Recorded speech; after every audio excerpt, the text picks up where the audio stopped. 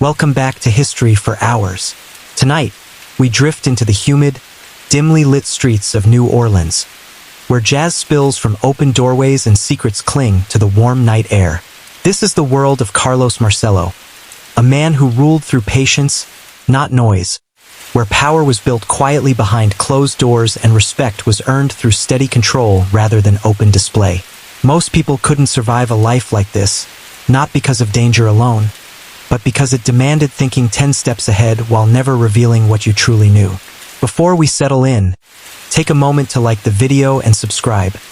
Only if you genuinely enjoy these long, slow journeys through history's darker corners. And if you're listening right now, drop a comment with your location and local time. I love knowing where these stories travel. Now dim the lights, let the city sounds fade, and settle in as we ease into the calm, calculating story of Carlos Marcello. It always began with the sound of water. Not the loud, crashing kind, but the slow, breathing water, the kind that slid past docks in the dark, carrying the quiet weight of the Mississippi toward the open sea. In New Orleans, the river was never still.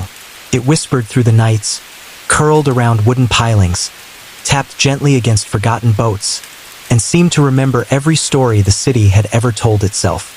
And on certain evenings, when the air hung heavy and warm, when ceiling fans turned lazily and the streets glowed soft beneath yellow lamps, there were men who listened to that water and felt something stir behind their ribs. A sense of belonging, a sense of patience, a sense that power, real power, did not rush. Carlos Marcello was one of those men. Long before his name traveled through courtrooms and newspaper columns, before whispers followed him from back rooms to federal buildings, he was simply Calogero Minacor, a boy from a Sicilian family who learned early that the world was not loud about the things that mattered most. He was born far from Louisiana, but he grew up inside its slow, humid rhythm. His parents had crossed the ocean carrying more memory than money, settling into a city that smelled of spice and river silt, coffee and damp wood. New Orleans was not a place that hurried children into becoming men. Taught them instead how to wait, how to watch, how to speak only when words could settle like coins on a table.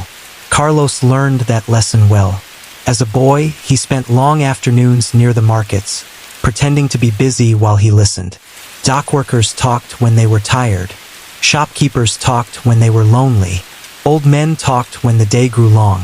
Carlos listened as though the stories were meant only for him. Who owed whom? Who trusted whom? Which streets stayed quiet after dark? And which ones never truly slept? He discovered something important in those years. Every city had a surface and every city had a current. Beneath it, most people lived on the surface. Carlos paid attention to the current. By the time he was a young man, the nickname Little Man had followed him into corners and cafes. He was small, yes, but there was a steadiness in him that made taller men shift their weight when he entered a room. He didn't dominate conversations. He didn't decorate himself with noise. He spoke gently, often with humor, sometimes with warmth. But when he finished speaking, people tended to remember exactly what he'd said. In New Orleans, where families overlapped like balconies and loyalties folded into one another like worn maps, reputation was a form of currency. Carlos began collecting it the way others collected favors, quietly, carefully, never all at once. The city in those years was changing. Prohibition had come and gone, leaving behind a complicated inheritance of underground networks, half-legal businesses, and men who understood supply better than law. Some chased attention, others chased money. Carlos seemed to chase something slower and harder to name: position. He associated with men who ran clubs, men who managed transportation, men who arranged things that were never written down. To outsiders, he was easy to overlook. To those inside certain rooms, he became increasingly difficult to ignore. What set him apart was not force, but memory. Carlos remembered birthdays. He remembered small kindnesses. He remembered old slights without ever speaking them aloud. He could sit with someone for hours discussing nothing in particular, then mention a single detail months later that proved he had missed nothing at all. People began to rely on him in small ways, then larger ones. When disputes surfaced, Carlos had a habit of suggesting solutions that left everyone feeling as though they'd chosen them. When tensions rose, he offered patience instead of pressure. He understood that most conflicts were not about the issue on the table, but about dignity beneath it. New Orleans responded well to that kind of man. The neighborhoods where Carlos spent his time were not glamorous. They were places where shutters leaned, where the air always smelled faintly of something cooking somewhere else. But there was comfort there, familiarity, a sense that the city itself exhaled more than it inhaled. In the evenings, Carlos often walked rather than rode. He liked the way the streets spoke differently at night. Music drifting from open windows, the soft scrape of chairs on porches, the occasional laughter that rose and fell like a tide. He did not look like a future figure of influence. He looked like someone's cousin, someone's neighbor, someone who might sit beside you at a table and talk about food, or the weather, or how fast children seem to grow. And that was precisely the point, because while louder men announced themselves, Carlos placed himself. Over time, he became a connector, someone who could introduce one person to another and somehow improve both their fortunes in the process. Someone who could smooth misunderstandings before they hardened. Someone whose approval carried weight even when it arrived wrapped in a joke.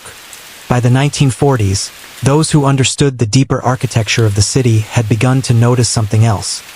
Carlos was always near the center of conversations that mattered. Not leading them, not claiming them, simply present. And presence, in certain worlds, is everything. He changed his name. Carlos Marcello sounded less like an echo of somewhere else and more like it belonged precisely where he stood. The name settled into New Orleans easily, as though it had been waiting for him. Opportunities followed. So did responsibility. As older figures receded, Carlos did not rush to replace them. He allowed space. He offered help. He handled details others preferred to avoid. Slowly, naturally, the gravity of decisions bent toward him. What fascinated those who watched him closely was how little he seemed to want the spotlight. He preferred kitchens to offices, back rooms to front entrances. He liked to eat while he talked. He liked to make people comfortable before anything else. Comfort created conversation. Conversation created knowledge. And knowledge created something far more enduring than fear ever could. By the early 1950s, when federal attention drifted southward and unfamiliar eyes began studying familiar streets, Carlos was no longer simply part of the city's quiet machinery. He was, in many ways, its keeper. But even then, he remained a man who listened to water. Those who visited him often noticed that he chose seats where he could hear the river at night. Not loudly, not distinctly, just enough to feel its motion beneath the walls. He liked reminders that nothing truly stood still, that everything powerful took its time, and that the deepest forces in any city were rarely the ones that announced themselves. Carlos Marcello had become one of those forces, and though few beyond certain circles could yet have named him, the current of New Orleans had already begun to carry his reflection, softly, patiently, toward a future that would test just how quiet power could remain. If the river taught Carlos Marcello anything, it was that the surface rarely told the real story. On the surface, New Orleans moved the way it always had. Streetcars chimed. Tourists wandered. Brass bands braided sound through the evenings. But beneath that familiar rhythm, new currents were forming. The country was changing. The war years had rearranged industries, neighborhoods, expectations. And with change came attention, especially from institutions that preferred their order written neatly, their power visible and labeled. Carlos watched all of it with the same calm he brought to everything else. By now, his days were full, but never frantic. He woke early, often before the city's heat had fully risen. Mornings belonged to small routines. Coffee, bread, a short walk. He liked to see the city before it dressed itself. There was honesty in those hours. Delivery trucks murmuring. Store owners unlocking gates. The river wearing a thin skin of mist. Later came conversations. Some were casual. Others carried the weight of choices that would ripple outward into businesses, families, and futures. Carlos treated them all the same way, unhurried, attentive, quietly exact. People noticed how rarely he repeated himself. When he offered guidance, it came once, maybe twice. After that, he trusted others to hear what they needed. This alone built an unusual kind of respect. No one felt pushed, but no one felt free to ignore him either. In those years, his name began to travel. Not loudly, not the way headlines traveled. It moved instead through kitchens, phone calls, back booths. Someone would mention him as if everyone already knew. And somehow, after a while, they did. Carlos had become a reference point. If you wanted to understand who was connected to whom, you asked someone who had spoken with Carlos. If you wanted to resolve something without noise, you found a way to be near him. If you wanted to know how a situation truly stood, you listened for his opinion. Yet for all this, he kept his own life remarkably simple. He enjoyed meals more than meetings. E preferred familiar restaurants, familiar dishes, familiar faces. There was pleasure in repetition for him. He believed stability was not boredom, but foundation. Those close to him often remarked on how gentle he could be in ordinary moments. He teased. He laughed easily. He asked after people's families and remembered the answers. He noticed when someone seemed tired. He noticed when someone avoided a topic. He noticed when someone lingered too long before leaving. And he never forgot. It was around this time that federal attention sharpened. Men in suits arrived with notebooks and narrow smiles. They asked questions that sounded casual but were anything but. They took interest in patterns, in associations, in movements that most people never paused to see. Carlos did not react with alarm. He had always understood that visibility was cyclical, that sometimes the tide receded and sometimes it rose. He continued exactly as before. The pressure, when it came, did not announce itself with drama. It arrived instead through paperwork, through hearings, through decisions made in distant buildings by people who had never walked his streets before dawn. Then one day, the rhythm of his life was interrupted. Not by an argument, not by a confrontation, by a notice. Because Carlos Marcello, despite having lived nearly his entire life in the United States, was not a citizen. And in the eyes of the government, that detail mattered more than all the years he had spent becoming part of the city's quiet architecture. The event that followed felt less like an arrest and more like an erasure. He was taken, processed, moved. His routines suddenly replaced by unfamiliar walls, unfamiliar voices. There was no chaos in it. No spectacle. Only the cold efficiency of a system that believed distance itself could rearrange a man's influence. Carlos was placed on a plane. The destination was Guatemala, a country he had no memory of. A place whose air carried none of the familiar dampness of the Mississippi. A land whose language, customs, and rhythms were not his own. When he stepped off the aircraft, the light felt different. Sharper, less forgiving. The ground itself seemed to reject the shape of his footsteps. For the first time in decades, Carlos Marcello was nowhere near the current he had learned to read. He had been removed from his river. Those who imagined this would undo him misunderstood the nature of the man. Because Carlos did not measure his position by location alone. He measured it by relationships, by understanding, by the quiet mathematics of influence. And those things traveled. In Guatemala, he moved slowly, observed, asked questions, listened far more than he spoke. He found places to sit. He learned which cafes were friendly to long hours and soft conversation. He watched how people exchanged favors, how information moved, how respect announced itself without words. But beneath that surface adaptation was a deeper focus. Carlos did not think in terms of exile. He thought in terms of return. He knew systems. He knew procedure. He knew patience. And above all, he knew that power did not end at borders. Back in New Orleans, his absence was felt not as a collapse, but as a pause. Decisions continued to be made the way he had shaped them to be made. Conversations still echoed his approach. His influence, it became clear, had already been distributed. He had built something that did not require him to sit at the center every day. And so, from far away, through intermediaries and carefully worded messages, Carlos continued to be part of the quiet dialogue that shaped outcomes.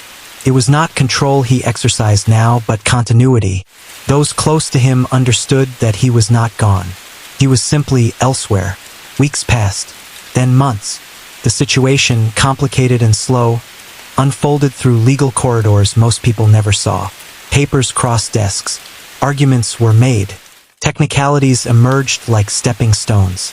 And then, almost as quietly as he had been taken, Carlos Marcello returned. No crowds, no announcement. Just a man stepping back into familiar humidity, breathing in the river air like someone who had been holding his breath longer than he realized. Those who saw him again noticed something subtle but changed. He was even quieter now, even more patient.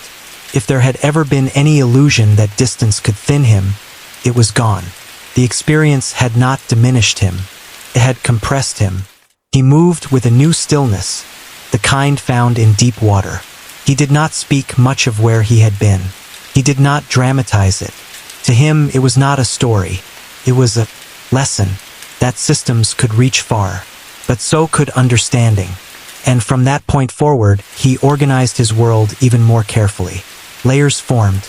Conversations grew more selective.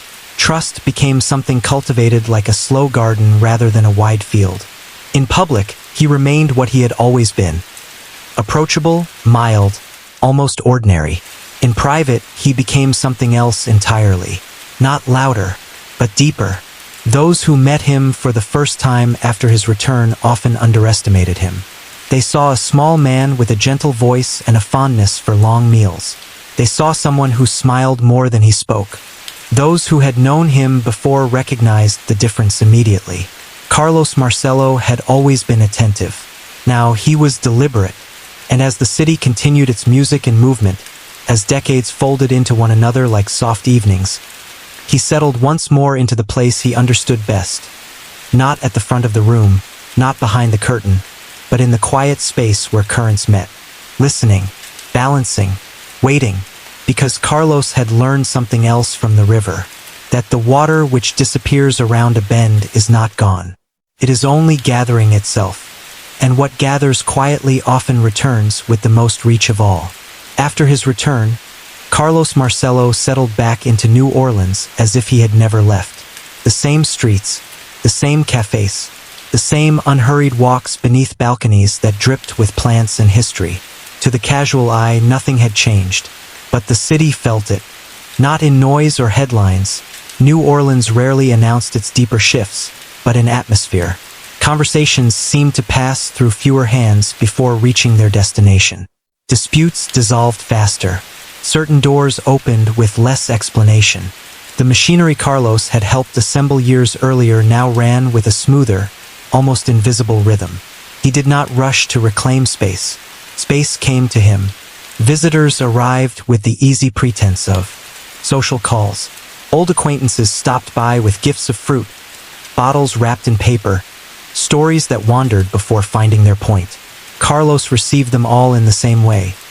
With warmth, with time, with the sense that nothing was more important in that moment than the person sitting across from him. It was disarming. People often left his presence feeling lighter, as if they had not come to negotiate anything at all. But later, sometimes days later, they realized choices had been made. Directions had shifted. Obstacles had softened. Carlos had never believed leadership required the weight of display. He believed it required the management of comfort. Comfort opened people. Comfort slowed them. And in slowness, he found clarity. He developed a fondness for hosting small dinners. Nothing formal. A few chairs. Simple food. Familiar fases. He liked the way people spoke differently when they were eating. Less guarded. Less rehearsed. Forks paused midair when something true slipped out. He noticed who listened when others spoke, who watched reactions, who filled silence too quickly. Carlos paid particular attention to silence. There were times he would let it stretch across the table like a long breath, not to pressure anyone, but to see what lived inside it. Some people grew restless, some reflective, some revealed more in what they avoided than in what they offered. The city, meanwhile, moved deeper into the post-war era. Highways began cutting new lines through old neighborhoods. Industries shifted. Federal offices multiplied. The world outside New Orleans grew louder, more urgent, more electric. Inside his orbit, Carlos cultivated the opposite. He encouraged routines, stability, predictability. He believed consistency was not merely practical but protective. The more ordinary things appeared, the less curiosity they invited. And curiosity, in his experience, was rarely gentle. Those who worked around him came to understand that he understood time differently. He thought in seasons, not moments, in sequences, not events. He was less concerned with solving what stood before him than with shaping what would stand afterward. If someone brought him a problem, he would often respond with a story instead of a solution. Something about a man he once knew, a situation from years ago, a small detail that seemed unrelated until it wasn't. He trusted people to find themselves inside those stories, and they usually did. Carlos had also learned, through his brief removal from the country, the importance of distance, not just physical but emotional. He allowed very few people to see irritation in him, fewer still to see disappointment. When something displeased him, he rarely named it directly. Instead, he changed proximity, altered access, shifted presence. Those changes were noticed, not immediately, but inevitably. Over time, people learned that favor from Carlos was not loud. It was a seat, a phone call returned, an invitation extended, and its absence was not dramatic. It was simply absent. This, more than anything else, shaped the culture around him. Loyalty became less about fear and more about alignment. People wanted to remain in rhythm with him, to be near his calm, to be inside the slow certainty he carried. In private moments, Carlos sometimes allowed himself reflection. He would sit alone late at night, the windows open, listening to the layered music of the city. Somewhere a radio played, somewhere laughter rose and faded, somewhere water slid patiently past stone. He thought about the boy he had been, the market stalls, the voices, the lessons that had arrived without ever being announced. He thought about Guatemala, the strange light, the unfamiliar dust, the way silence there had sounded different from silence here. And he thought about something else too, legacy. Not the kind etched into stone or printed in papers, but the kind that lived in habits, in expectations, in the way people approached problems and spoke to one another long after a voice had left the room. Carlos did not speak of this aloud, but he shaped for it. He encouraged those around him to think beyond immediate gain, to build structures instead of reactions, to value reputation over impulse. He discouraged unnecessary visibility. He favored long relationships over short victories. Some found this frustrating. Others found it grounding. Those who stayed learned. And as they learned, Carlos's role subtly shifted again. He became less involved in the details and more present in the design. Less consulted for solutions and more for perspective. When he spoke now, it was often to frame rather than to direct. He would say things like, "What do you want this to look like in 5 years?" Or, "Who will be holding this when you're not here?" Questions like these slowed rooms. They forced people to step back from the immediacy of want and into the broader weather of consequence. Carlos believed deeply that most mistakes were not made from malice, but from narrowness. People simply did not look far enough ahead. He made them look. At the same time, he took care to remain, in daily life, remarkably unremarkable. He dressed simply, traveled short distances, ate at places where the staff knew his preferences before he voiced them. He was kind to waiters, patient with clerks, generous in small, forgettable ways. Those details mattered to him. They were how a man practiced being himself. By the late 1950s, his name had settled firmly into the quiet vocabulary of influence. Not a headline name, a reference name, the kind that entered conversations already understood. And yet, despite this, Carlos seemed almost to recede. He delegated more, peered less, let others handle meetings he once would have attended. Not because he was weakening, but because he was completing a transition. He was becoming something closer to a fixed point. someone whose presence was assumed even when absent. This shift brought a new challenge: interpretation. People began to read meaning into what he did not say, to analyze gestures, to assign intention to absence. Carlos became, in some ways, a mirror. Individuals saw in him what they brought. He was aware of this. He accepted it. He knew that when a figure grows quiet enough, the world fills the quiet for him.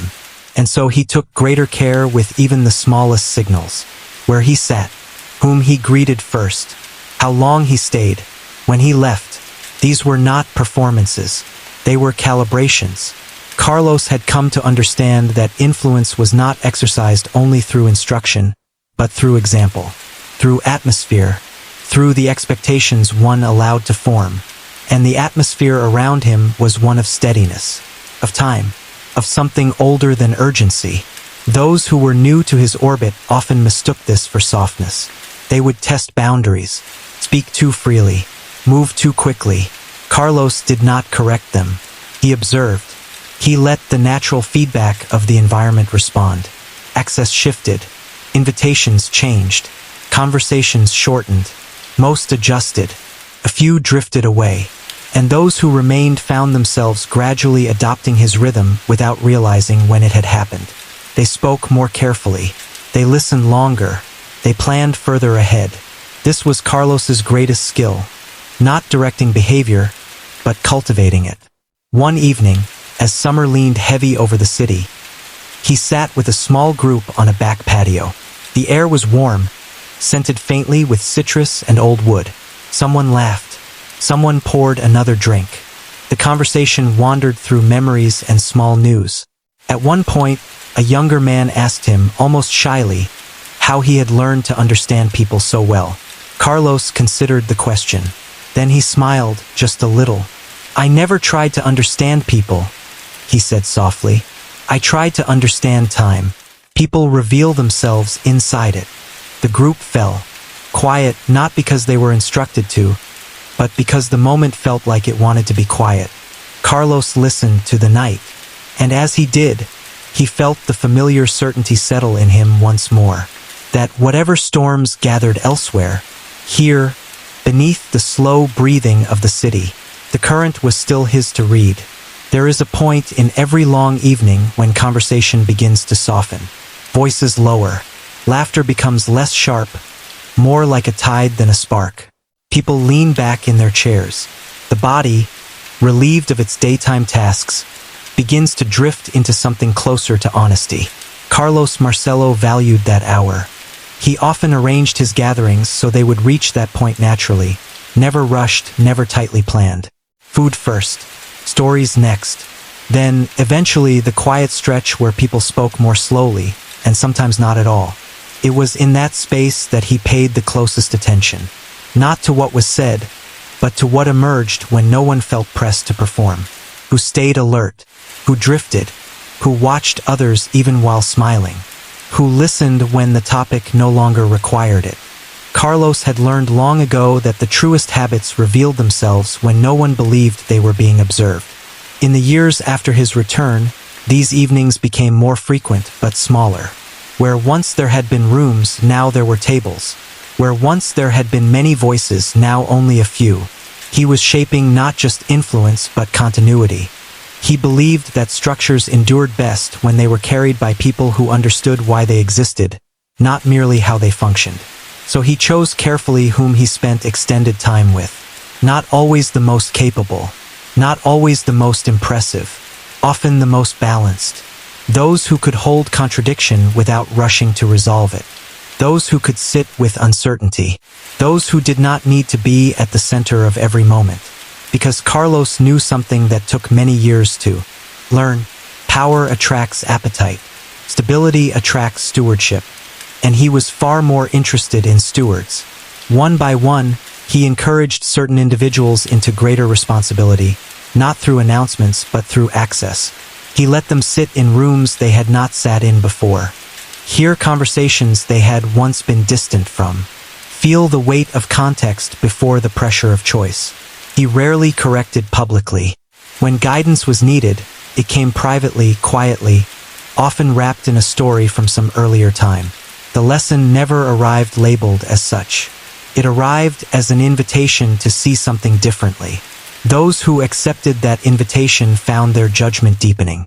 Those who resisted usually removed themselves without being asked. Outside this inner rhythm, the world was not slowing. Federal attention, though rarely precise, was persistent. Committees convened. Investigators traveled. Names were typed into reports. Lines were drawn between people who had once simply been neighbors. Carlos did not pretend these movements did not exist, but he also did not allow them to dominate his days. He believed that fear distorted perspective, that it caused men to narrow their vision, to react rather than to respond. He had built his life on the opposite principle. When conversations touched on these matters, he listened. He nodded. He acknowledged. Then he asked something else. How is your family? What are you building that will last? What do you want this to look like when you're tired of carrying it? Questions like these returned people to the long view. Carlos knew that systems obsessed with exposure often underestimated patience. They looked for noise, for momentum, for visible struggle. They cataloged events. He lived in between events, in habits, in relationships that could not be easily graphed, in understandings that were never written. This difference in language protected him more than any wall could have. He was careful, yes, but more than careful, he was consistent. He did not suddenly change routines. He did not disappear for long stretches. He did not surround himself with novelty. His predictability became a kind of invisibility. In New Orleans, familiarity had always been camouflage. Still, there were moments when the pressure edged closer. A conversation that lingered too long. A face that appeared too often. A question that carried too much rehearsal. Carlos would notice these things the way sailors notice shifts in wind. He would not comment. He would adjust. A meeting moved to another week. A dinner shortened. A route altered. An introduction delayed. Small changes, but carefully arranged. Those close to him came to understand that if Carlos seemed to be withdrawing, it was rarely from fear. It was from design. He believed that the most resilient arrangements were those that did not depend on any single presence, not even his own. And so he continued to distribute weight. He allowed others to host, to coordinate, to handle matters he once would have touched personally. He encouraged independent judgment. He welcomed disagreement so long as it was thoughtful. He wanted a culture, not a court. In private, he spent more time alone. Not in isolation, but in reflection. He would sit late at night with a cup of coffee gone cold, listening to the layered sounds of the city. He liked that New Orleans never truly slept. That somewhere, always, a door was opening or closing. A song was being tuned. A laugh was being finished. It reminded him that life was not a single story, but many overlapping ones. He thought often about beginnings, about the boy at the market stalls, about the young man learning which voices to trust, about the older man stepping off a plane into unfamiliar light. Each version of himself felt distant now, but not disconnected. They were layers, not replacements. He did not regret those earlier selves. He understood them. And because he understood them, he was not tempted to rewrite them. One night, while sitting with an old acquaintance who had known him for decades, the man said something almost to himself. "You've outlasted a lot of seasons, Carlos." Carlos smiled faintly. "Seasons don't ask permission," he replied. "They come when they come." "And how do you last them?" the man asked. Carlos was quiet for a long moment. Then he said, "By not trying to be one." He meant that he did not seek to define eras. He did not attempt to impose a single mood or method. He allowed conditions to shift while he remained rooted in principles that did not. Patience, tension, proportion. These were not strategies to him. They were manners of living. As years passed, stories accumulated around his name. Some exaggerated, some simplified, some entirely invented. Carlos did not correct them. He understood stories the way he understood time, as something people used to organize uncertainty. He knew that the truth of a person rarely survived intact once it traveled beyond those who had shared rooms with him, and he accepted that. What mattered to him was not what people said about him, but how they behaved around him. Whether they slowed, whether they listened, whether they thought beyond themselves. When those things happened, he felt his influence had done what it was meant to do.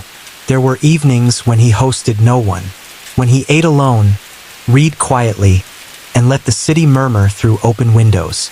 On such nights, he sometimes imagined the city itself as a great, breathing animal, its neighborhoods like organs, its streets like veins. He did not see himself as separate from it. He saw himself as a rhythm within it. And rhythms, he knew, were not about command. They were about timing. One late summer night, as rain began tapping softly against the pavement, Carlos stood near a window and watched the street blur beneath it. Headlights smeared into gold lines. Footsteps softened. He felt no urgency, no hunger, only a steady awareness of where he stood, of how far he had traveled without ever truly leaving, and of how much of what mattered could only be maintained by remaining, always slightly out of view. The rain thickened, the city exhaled, and Carlos Marcello, listening once more to the distant, patient movement of water, understood that the greatest changes rarely arrived as storms. They arrived as climate, and climate was shaped not by moments, but by years. As time carried Carlos Marcello forward, it began to bring him a different kind of visitor. Not the ambitious, not the uncertain, but the tired. Men who had spent years chasing motion came now in search of stillness. They sat with him longer, spoke less about what they wanted and more about what they had lost. They asked fewer questions about the future and more about how to live inside the present without feeling like something essential was slipping away. Carlos listened to them the way he had always listened, without interruption, without judgment, without offering solutions too quickly. He believed weariness deserved respect, that it was a form of knowledge, not a weakness. People who were tired had usually seen enough to understand what truly cost them energy, and what did not. Sometimes they spoke of pressure, of being watched, of carrying roles they were no longer sure they wanted. Carlos never dismissed these feelings. He simply reframed them. "You don't have to hold everything at once," he would say. "Even the river moves by letting go."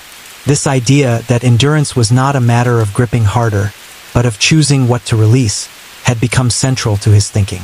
He had spent much of his life accumulating. Now quietly he was curating. He paid closer attention to what he allowed near him.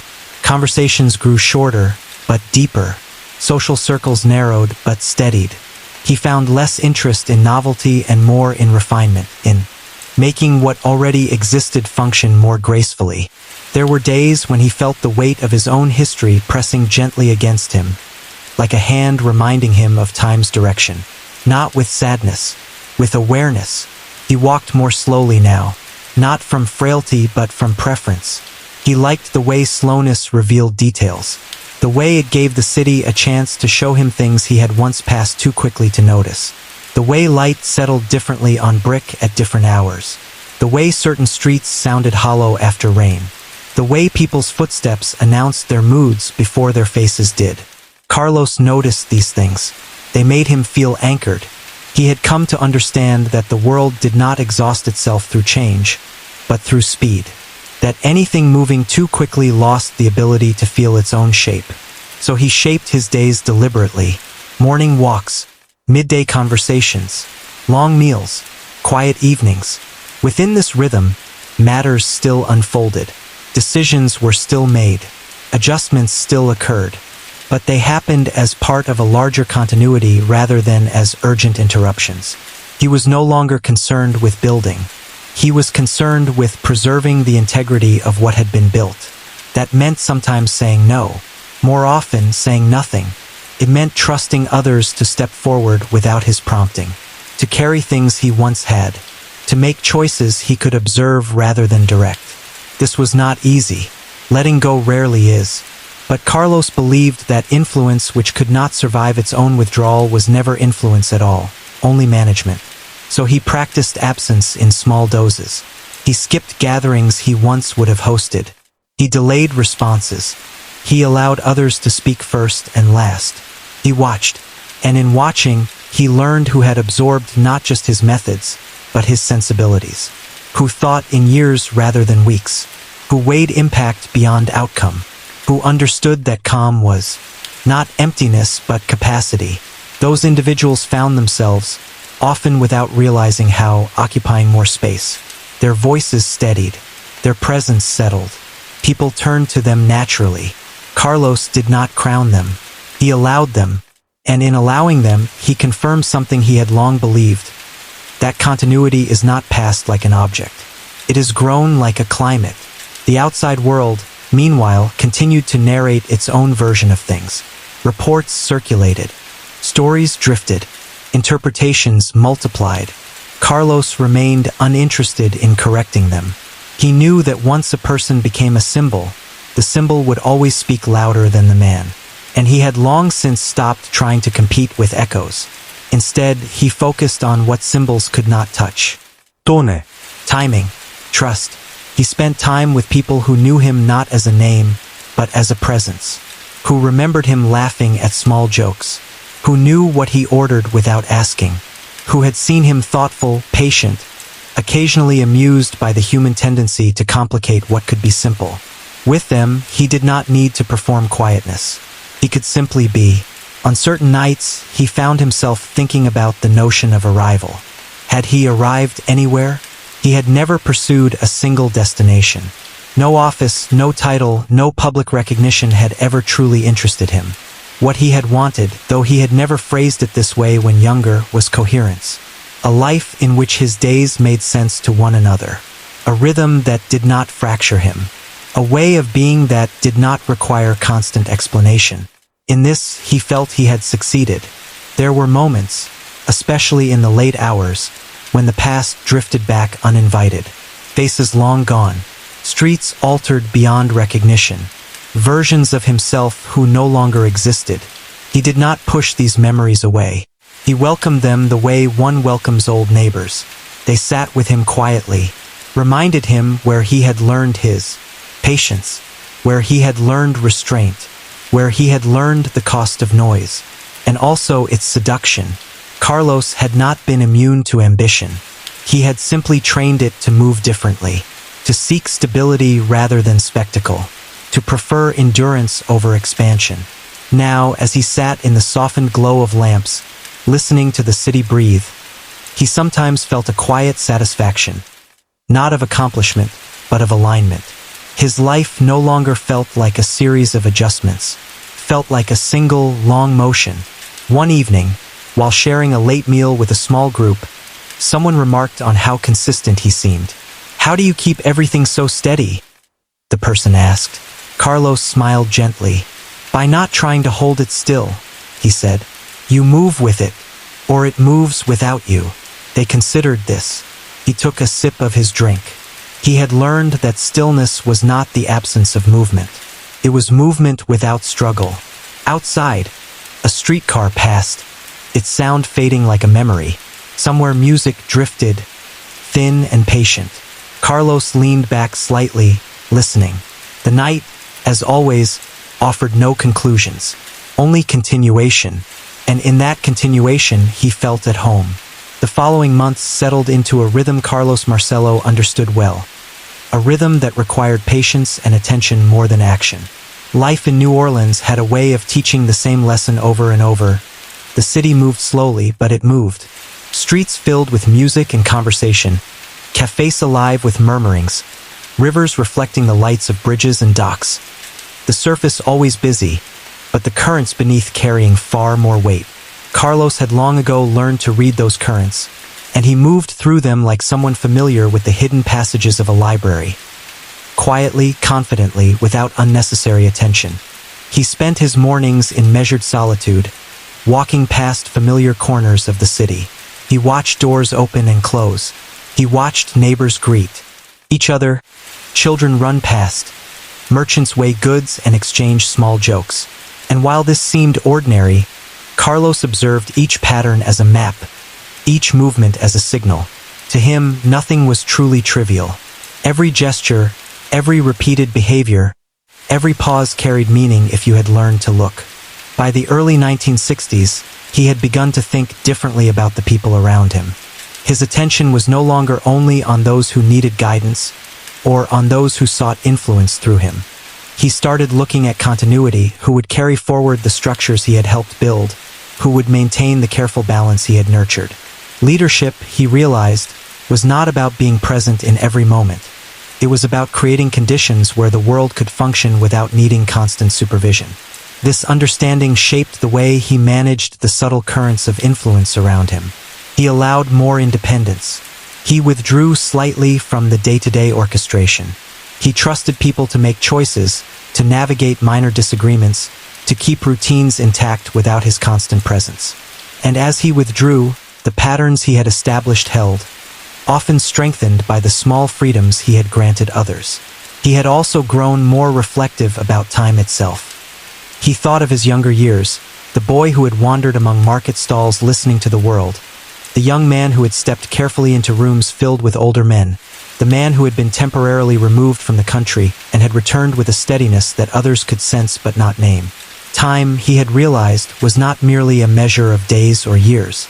It was an instrument to be learned, felt, and anticipated.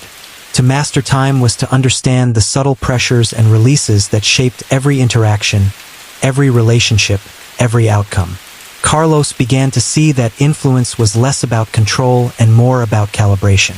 Decisions were not simply to be made, they were to be anticipated, guided, and sometimes allowed to unfold naturally.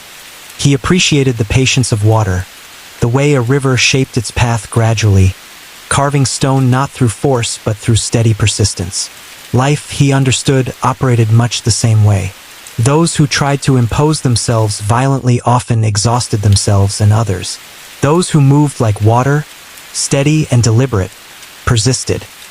He observed a new generation of men and women around him, some eager, some cautious, some carrying ambitions he had seen many times before.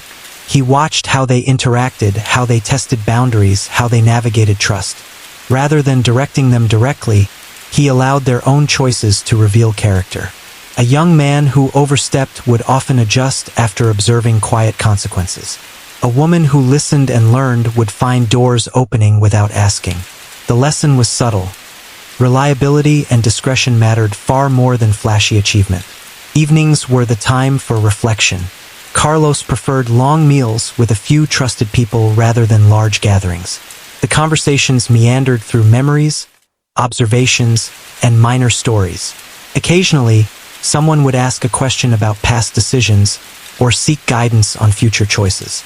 He would answer indirectly, often telling a story from decades past, letting the lesson sink in naturally.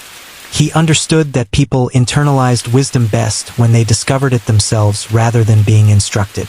On nights when he dined alone, he allowed himself to drift through memories. Faces long gone, events long past, mistakes and triumphs, all surfaced quietly. He did not judge them. He considered them guides. In solitude, he realized that the legacy he had been cultivating was not in titles, appearances, or recognition. It was in the enduring habits he had embedded in others, the careful ways they now navigated challenges, the rhythms of patience and observation that defined his approach. Carlos also reflected on the importance of restraint. The world was filled with spectacle and noise, and he had long learned that influence did not need either. Too often, men sought power with declarations and fanfare, exhausting themselves and eroding loyalty in the process. He preferred silence, patience, and subtle alignment. Actions mattered more than words. Presence mattered more than announcement. Even absence carried weight when employed intentionally. And so, as years continued to pass, Carlos Marcello operated in a world that moved around him without overwhelming him. He continued to guide quietly, encourage cautiously, and observe steadily.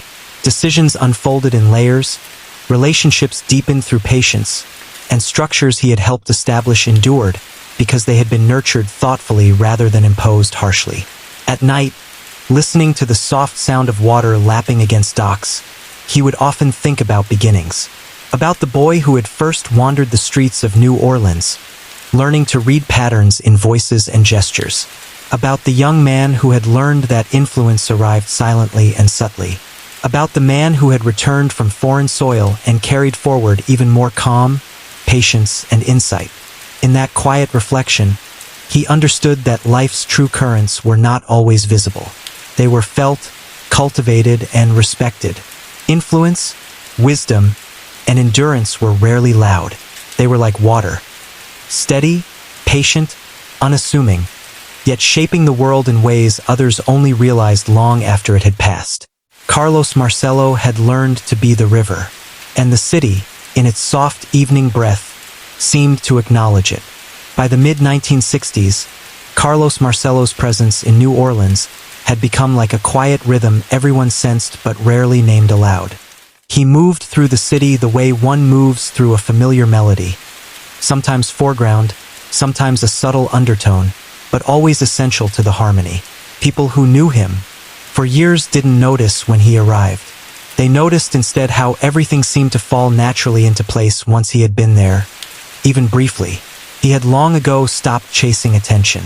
Newspapers, headlines, gossip, they were noises of little consequence.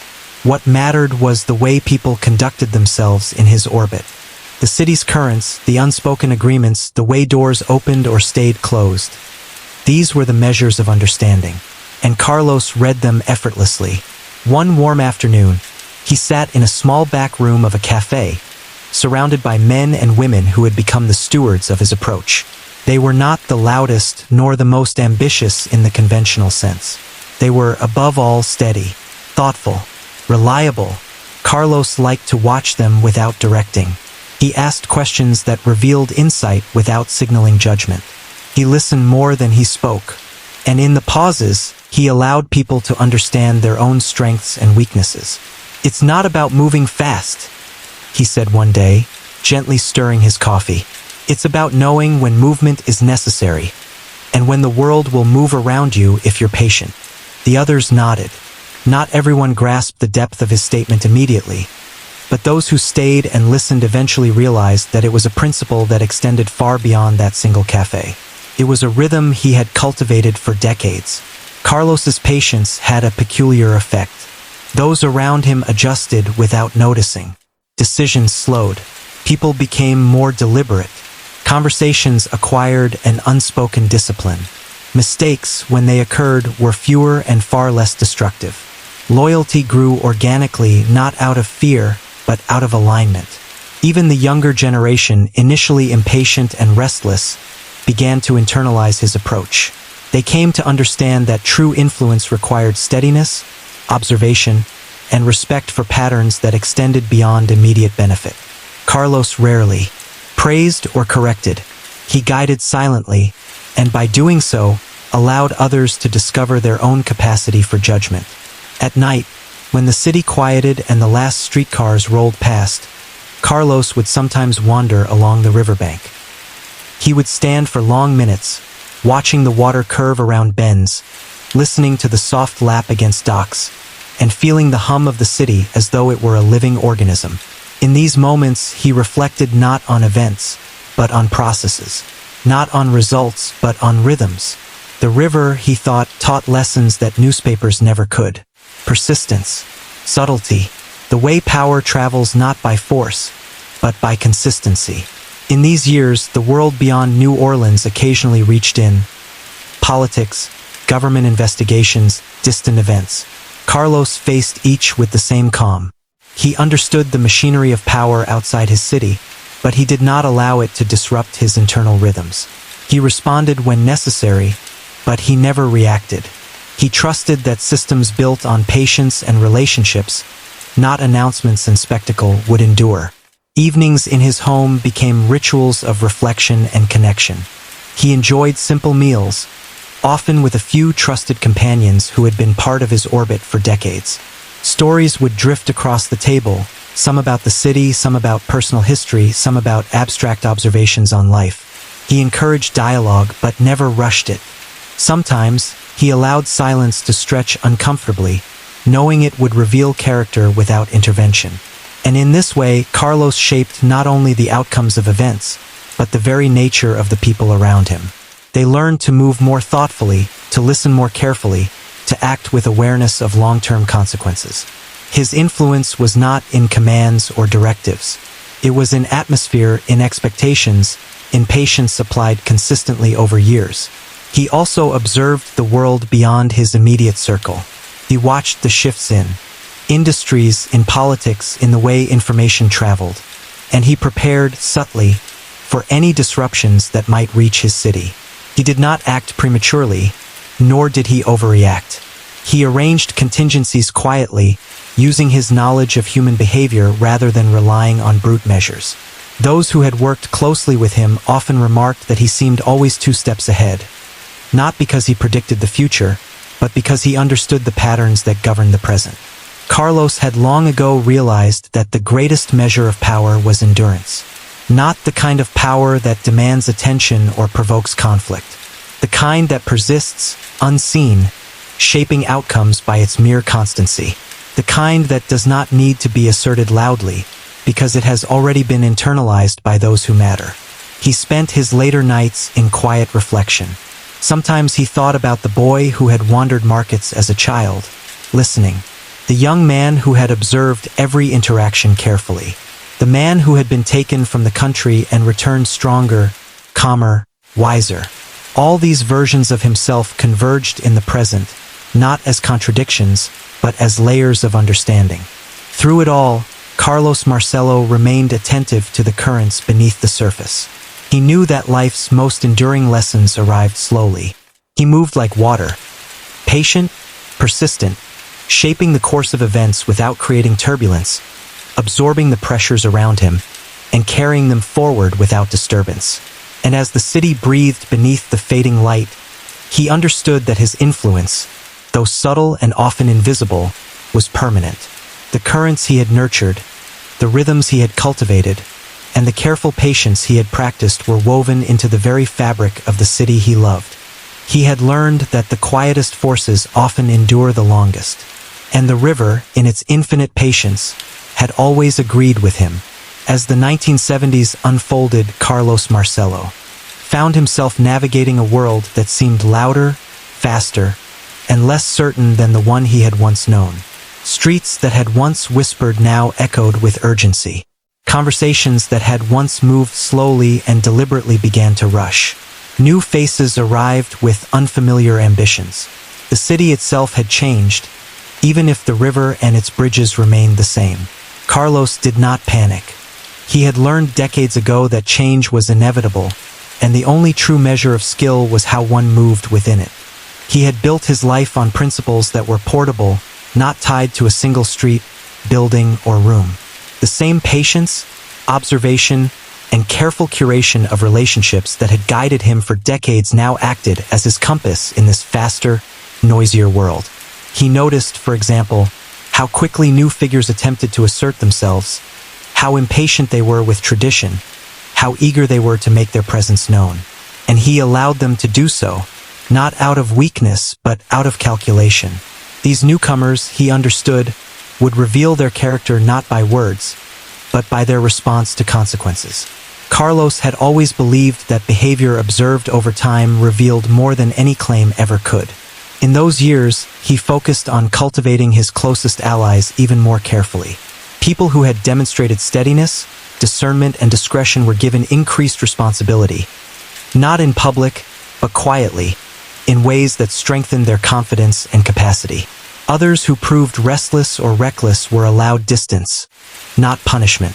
Carlos believed in shaping outcomes indirectly, trusting that subtle guidance often produced more enduring results than overt control. He spent mornings walking along quieter streets, observing the city in its slow awakening. The marketplace still hummed with life, streetcars clanged along familiar routes, and merchants moved with practiced rhythm. But now there were new buildings, new signs, new names on familiar doors. The surface had changed, but the patterns beneath remained legible to someone who had learned to read them patiently. Evenings were reserved for reflection and small gatherings. He favored meals with trusted companions, keeping conversation gentle yet meaningful. He listened more than he spoke, allowing silence to stretch until it revealed what mattered. Occasionally, someone asked for guidance, and he responded with stories drawn from years past, each carefully chosen to illuminate without prescribing. Lessons arrived unannounced, leaving room for understanding to form naturally. During these nights, he sometimes thought of the past decades, the boy who had wandered markets, the young man who had learned patience, the man who had been taken away and returned with quiet power. Each phase had taught him something essential, each experience had layered him with understanding. And now, as he faced a world moving faster than before, those lessons acted as a steady foundation.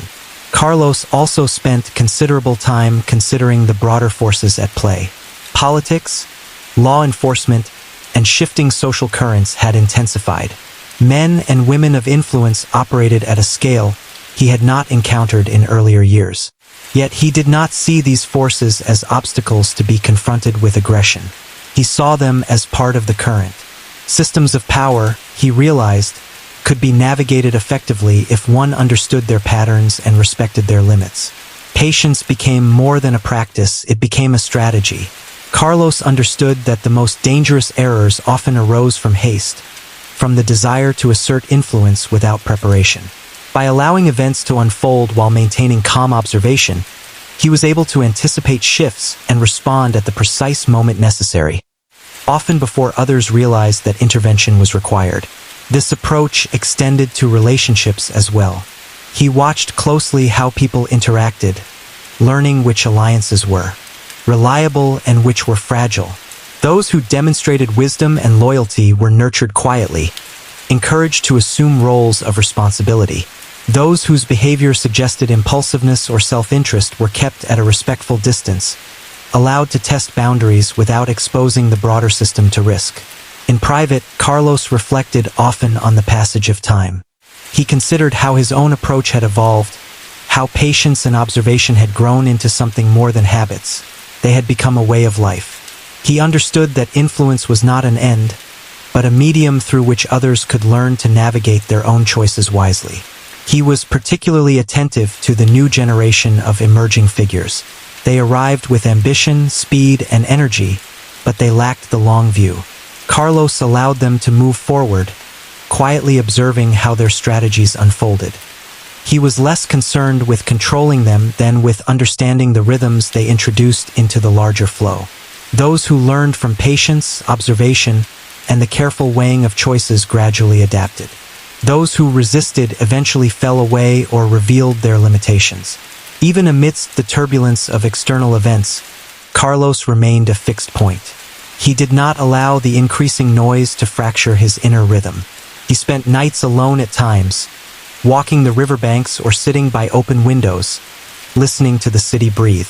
The light shifted, sounds moved and changed, but the underlying currents, the rhythms of human behavior, the flows of decision, the movements of influence, remained.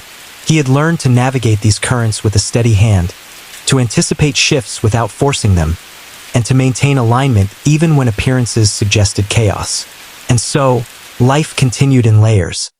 Small meetings, quiet observations, reflective solitude, occasional laughter, gentle instruction. Decisions were made, influence extended, and the rhythm of patience shaped the outcomes. Around him, Carlos Marcello's legacy, already built over decades, continued to grow, not in headlines or dramatic gestures, but in the enduring habits, the subtle calibrations, and the quiet understanding he had instilled in the people who mattered most. At night, he sometimes thought of his own mortality, not with fear, but with curiosity. Time had always been his teacher. The river had been his companion. And now he understood that the greatest influence a man could have was not to assert himself, but to cultivate the conditions in which wisdom, patience, and enduring judgment would continue long after he was no longer present. He often stood at the window, listening to the distant hum of the city, and thought, the river continues. People continue. Influence continues. It was the quietest, most powerful lesson of all. By the late 1970s, Carlos Marcello had settled into a rhythm that felt almost timeless. The city of New Orleans continued its slow, patient pulse, changing in ways that were both visible and subtle. New faces arrived, Old streets transformed, industries shifted, but the deeper currents, the ones that Carlos had learned to read decades ago, remained remarkably consistent. And he remained at ease within them, quietly, deliberately, as though he had been moving with this current all along. He had spent a lifetime learning the delicate balance of presence and absence, of influence and patience. Years of observation had taught him that leadership was not measured by declarations, but by endurance. Not by the headlines, but by the culture one cultivated. Not by immediate results, but by the long-term capacity of the people around you to act with wisdom. Carlos had built a network, yes, but more than that, he had built a way of being, one that others absorbed naturally, often without realizing they were learning it. Even as younger, more impatient figures emerged, eager to assert themselves and make their mark, Carlos neither confronted nor challenged them openly. He had learned long ago that the world reveals truth slowly, and that those who act too quickly often reveal their own limits before anyone else notices. Instead, he observed. He adjusted subtly. He allowed patterns to reveal themselves, and in this quiet, steady way, his influence persisted, almost invisible yet unmistakable. In his private moments, he reflected on the journey that had brought him here. The boy who had wandered New Orleans markets, learning to listen before speaking. The young man who had stepped carefully into rooms filled with older, more experienced men. The man who had been removed from the country and returned with renewed calm, patience, and insight. Each stage of his life had taught him something essential, and each had layered him with understanding. He thought often about time itself, the way it shaped people, choices, and outcomes. He understood now that life's most enduring forces were subtle and patient, like the river that flowed past the city. One does not bend the river with force. One moves with it, reads its currents, and shapes what is possible by acting in rhythm with it. Influence, he had discovered, was exactly the same. Even in his final years, Carlos maintained the principles that had guided him all his life. He cultivated quiet relationships, nurtured trust, observed carefully, and allowed people to grow into the roles he had once occupied. He spoke softly, if at all, and when he shared a lesson, it came wrapped in story, not instruction. He valued discretion, patience, and foresight above all else. These were the tools of endurance, the instruments that allowed one to navigate decades without losing integrity, perspective, or influence. And in this way, Carlos Marcello's legacy was not in headlines, arrests, or rumors. It was in the lives he shaped, the habits he cultivated, the rhythms he instilled. It was in the subtle, unseen architecture of influence that outlasted any single moment, decision, or gesture. The city itself had absorbed him, and he had absorbed it, in a quiet exchange that no one could fully describe but that everyone felt. On quiet nights, when the city exhaled and the river reflected the soft glow of lights, Carlos sometimes walked to the water's edge. He would stand for long moments, listening to the flow, watching the distant ships move slowly past, feeling the weight of years settle gently upon him. He thought about all the paths he had navigated, all the moments he had observed, all the currents he had understood, and he felt a quiet satisfaction, not of accomplishment, but of alignment.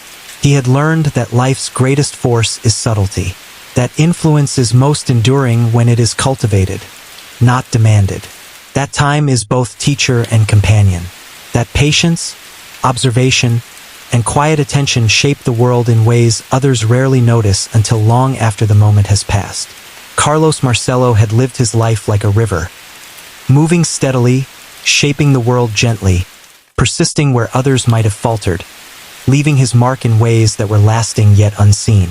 And in the quiet glow of New Orleans at night, as the city breathed beneath him and the river continued its patient course, he understood that he had, in his own way, achieved exactly what he had set out to do. He had endured, he had influenced, he had observed, and the currents he had shaped would carry forward long after he was gone.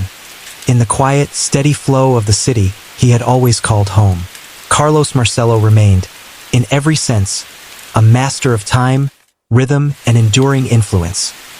A man who understood that the greatest power lies not in noise, but in calm, patient, and persistent presence. And with that, the story finds its quiet conclusion.